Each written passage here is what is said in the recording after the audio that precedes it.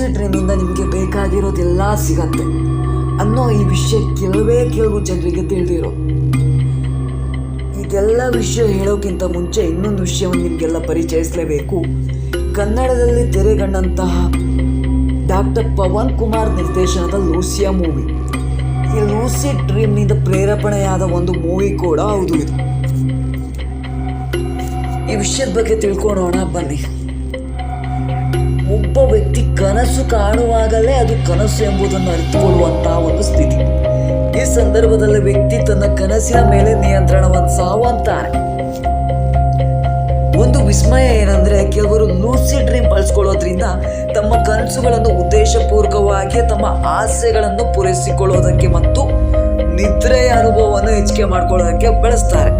ಅಂದರೆ ತಮಗೆ ಬೇಕಾದಂತಹ ಕಾಲ್ಪನಿಕ ಚಿತ್ರಗಳನ್ನು ಅವರು ರೂಪಿಸ್ಕೊಳ್ತಾರೆ.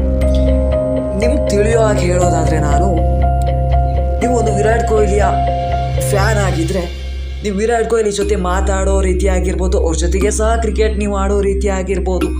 ಅದೇ ರೀತಿ ನಿಮಗೆ ಕಾಲ್ಪನಿಕ ದೃಶ್ಯಗಳನ್ನ ನೀವು ಕಾಣ್ಬೋದು.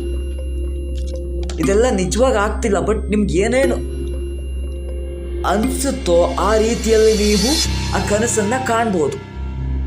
ನೀವು ಕನಸೇನು ನಿಮಗೆ ತಿಳಿದ್ರೂ ಸಹ ನೀವು ಏನು ಮಾಡಬೇಕು ಅದನ್ನು ನೀವು ನಿಯಂತ್ರಿಸ್ಬೋದು. ಹೌದು, ಈ ಲೂಸಿಡ್ ಡ್ರೀಮ್ ಹೇಗೆ ಕೆಲಸ ಮಾಡುತ್ತೆ ಅಂತ ಕೂಡ ನಿಮಗೆ ಒಂದು ಕುತೂಹಲ ಇರ್ಬೋದು.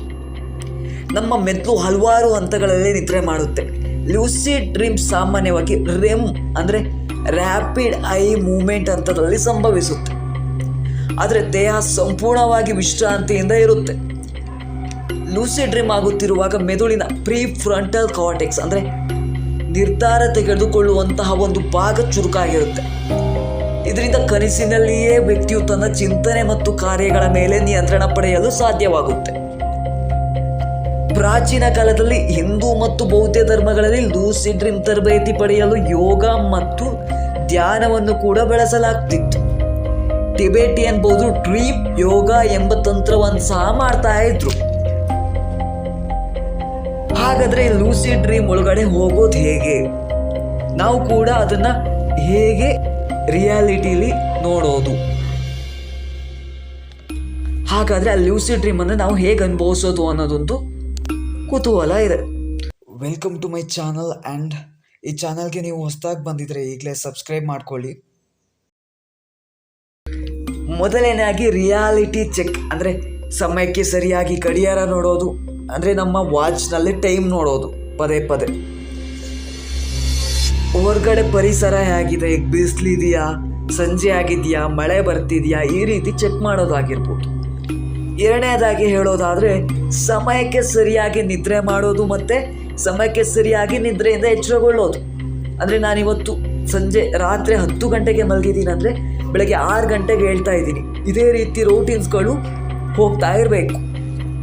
ಮೂರನೇದಾಗಿ ಧ್ಯಾನ ಮತ್ತು ಮನೋನಿಬಂಧನ ಅಂದರೆ ಮೆಡಿಟೇಷನ್ ಮಾಡೋದ್ರಿಂದ ಕನಸುಗಳ ಮೇಲೆ ನಿಯಂತ್ರಣ ಹೊಂದ್ಬೋದು.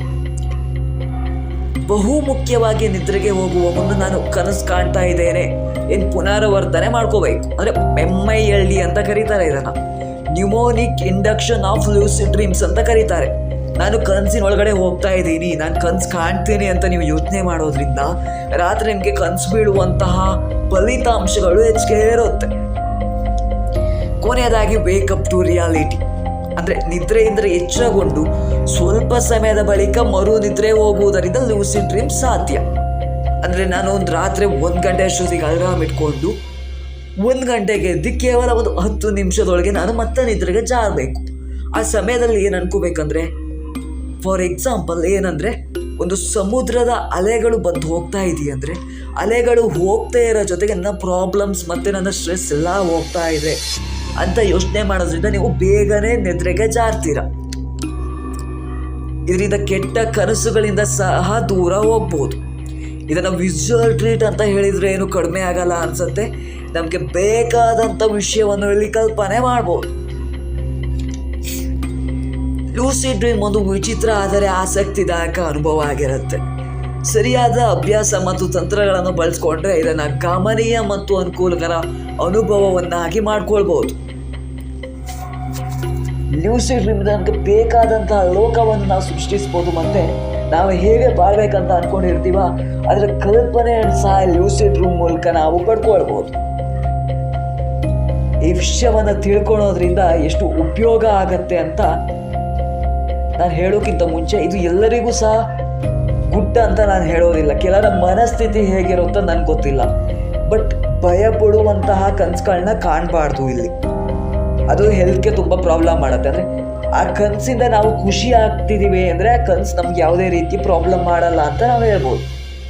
1970 to 1980 ಡಾಕ್ಟರ್ ಸ್ಟೀವನ್ ಲಾಬೇಜ್ ಎಂಬ ವಿಜ್ಞಾನಿ ಲೂಸಿಡ್ ಡ್ರೀಮ್ ಅನ್ನು ವೈಜ್ಞಾನಿಕವಾಗಿ ಅಧ್ಯಯನ ಮಾಡಿ ಇದನ್ನು ಪ್ರಾಯೋಗಿಕವಾಗಿ ಸಹ ತೋರಿಸಿರ್ತಾರೆ.